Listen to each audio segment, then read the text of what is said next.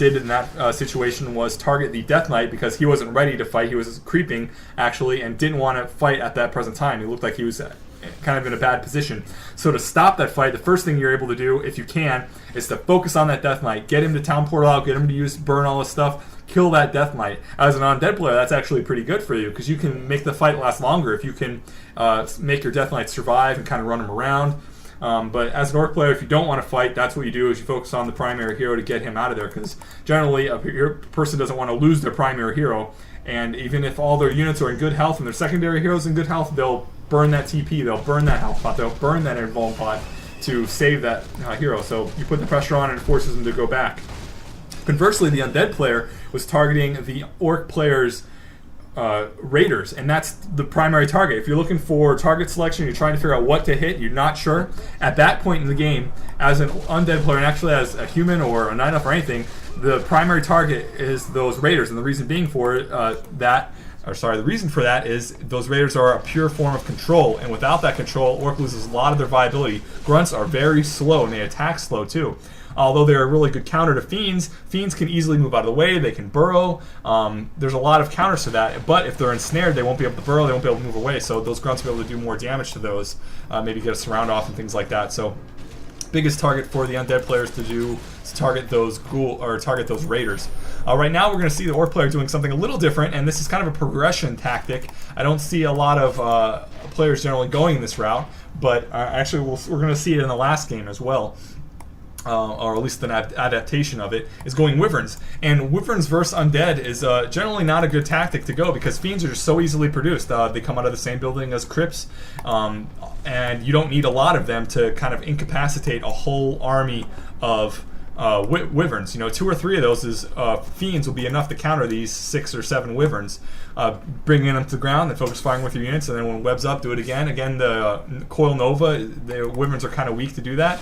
So a little bit of a weird idea to go that. The Wyverns are there to counter the Destroyers, and one thing that really impressed me about this undead player, let me say his name, Coca-Coil, who's known as, I guess, Vampiric Seepin in this game, was that he really did good at microing his Destroyers. You see he moved that one Destroyer way out in the back there, and he was just being overly protective of that Destroyer. No use to let him die to the Wyvern focus fire. Or if the Wyverns were to chase that Destroyer, he would have had the Orc would have lost this big source of damage out of his army. Another good thing that this undead player is doing, that again, it's not something you really think of too much of in an average game, and really when you think about it theory craft wise, it's not so good, but for some reason it works out really, really well in this situation. He uses the ghouls in this mid to late part of the game as a temporary meat shield, and what that does is allow his Destroyers, it allows his Fiends, which are now the threat of the army, eventually it's going to be a big threat of the army once he gets more of them, to do their damage. The ghouls aren't there to really kill anything other than the raiders. That's the only thing they do really bonus damage to, and they move fast so they can kind of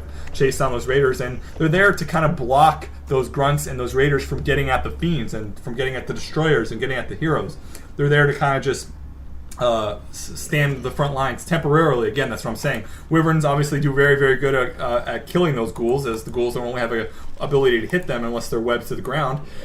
But a very important aspect of using ghouls as a temporary meat shield is to try to make that temporary last as long as possible. Supplement that with the Wands of Necromancy, so you can make that line kind of last a little bit longer, and supplement it even more by getting Scrolls of Healing on both your heroes whenever possible. You buy those Scrolls of Healing from the Goblin Merchant for 250 gold, and that'll definitely help you out for staying in the games as long as possible. Again, this is basic. Some of you people might not think this is basic. Some of you people are like, wow, this is so basic. Shark, you've been talking about this for years. I think if people don't realize it by now, blah blah blah, whatever. We're always getting new players in the at WCR, so I like to repeat things a lot to make sure that everybody gets covered and everybody kind of gets happy. So there's another big fight that's going to happen here, and this is actually what's going to turn into the game determining fight. So we're going to watch this a little bit slower. I'm just going to kind of watch it at half speed right now. Actually, we'll just do it at 1x speed. So we're going to be a little bit messed up here, but you'll still be able to hear me talk what's happening. I'm going to talk kind of in broad senses here.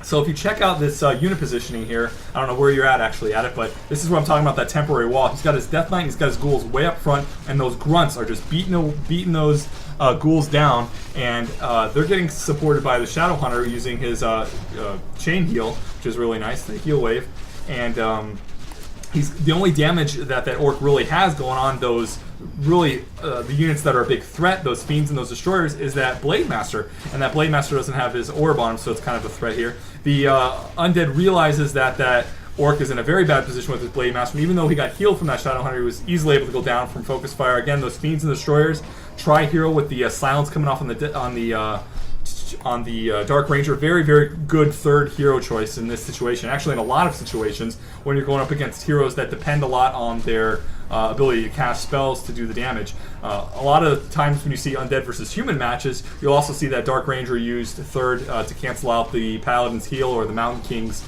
Stormbolt in certain situations. And the way you do that is you work on your timing very good with that. You want to be able to cast that Silence before the player is able to do certain key abilities. So when you're ready to Focus Fire on something and something's almost dead, that's when you silence the Paladin to heal. Or when you're running away or you're afraid of that Mountain King from Stormbolting you, that's when you want to silence it, so you can kind of make your attacks that much more effective. So the Orc player kind of says, "Whoa, what could I have done? What was my fault?" Whatever was going on in his head, it's hard to realize, but it's hard to figure out. But just from kind of watching that last fight, you can kind of gauge a lot of how important positioning is and how important picking your battles are. That was a bad battle for that Orc player to pick. Now, he could have retreated, kind of gotten better positioning. He might have lost his expansion over it. He might not have. He might have been able to come back and defend it, but he was just in a very, very tough spot. He didn't have the hero levels I don't think he needed. It would have been better, obviously, to have a level 5 and level 3. I think he did at least have level 3 on his Shadow Hunter, using Hex a lot more against those Fiends to kind of lower that damage. He was really relying on that heal wave, which is kind of countered by the use of Scrolls of Healing again by that Undead player. So lots of Undead tips for you guys today.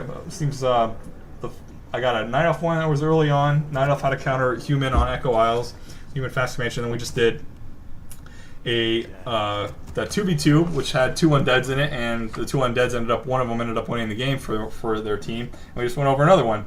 And sure enough, 4th replay is going to be another Undead one for you guys. So Undead players, rejoice. Hopefully you other players can learn from your race's mistakes, learn from these Orcs' mistakes, learn from the Human players' mistakes and all that, and figure that out. So get the 4th replay file synced up. What time are we going to do that? I was trying to look at my notes for that. We'll just do it at a normal time. Let's do 2 minutes at 2x speed again. I forgot how long this replay is, but we'll take a note at it. We are now almost 40 minutes. Oh my god, it's going to be like an hour-long audio commentary. My voice is getting a little bit rasp here, but I haven't made an audio commentary for you guys for a long time, so hopefully you will enjoy this. I kind of wanted to, in between each audio, kind of say a little bit about something else to kind of give you some little bit of insight into what's going on.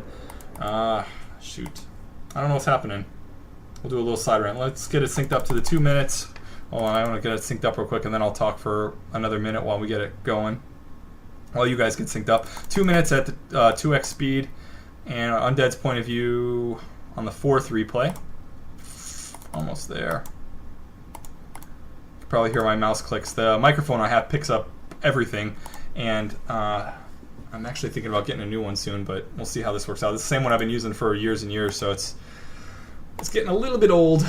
And it has this weird echo effect for the times. And actually, I don't know what this audio is going to sound like, because out of my speakers, for some reason, I have I have an external sound card, and for some reason, I'm getting this weird echo effect, and I don't know. Hopefully, it sounds all right on your end. I won't have anybody to listen to this audio beforehand, but we'll see how it works out. What do we want to talk about? All right, let's actually look over some of the notes that this Undead player, who was NzaR from a clan called PBJT, and I don't know what that's an acronym for, but it's on the Azeroth ladder. He was doing a clan war, apparently, with this opponent here, and he's the manager, apparently, of this PBJT team, and he was subbing for one of his players that didn't show up for a match. And this Ice Soul player, as a Orc player, used to be top 10 in the Azeroth ladder. Most of the people at WCR don't really hold the Azeroth ladder as any sort of in any high regard, but it's still an accomplishment. I think I could never get it, so I'm impressed. And this Orc player could hand me or eat me for breakfast. So basically, he sent this to me because he thought it would be a good underdog replay. He didn't really consider himself that great of a